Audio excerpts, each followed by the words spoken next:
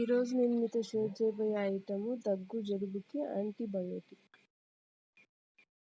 మనకు కావాల్సిన ఇంగ్రీడియంట్స్ అల్లము, మిరియాలు. ఇలాగా అల్లంను మిరియాలను కచ్చాపచ్చాగా దంచుకోవాలి. స్టవ్ ఆన్ చేసి ఇలా ఒక బౌల్ పెట్టుకొని దాంట్లో వాటర్ యాడ్ చేశాను. ఆ వాటర్లో ఇందాక మనం కచ్చాపచ్చాగా దంచుకున్నాం కదా మిరియాలు అల్లంని, అది యాడ్ చేశాను. దీన్ని ఇలాగే ఒక 20 minutes మరగనివ్వాలి. చూడండి, ఇప్పుడు వాటర్ కలర్ చేంజ్ అయ్యాయి. ఇలాగే ఇంకొక 5 minutes ఉడకనివ్వాలి. 10 to 15 minutes ఉడికిన తర్వాత ఇలా వచ్చిందండి. ఇలాగైనా వడగట్టుకొని తాగొచ్చు, కానీ ఇలా తాగలేకపోతే మిల్క్ కొద్దిగా యాడ్ చేసుకోవచ్చు.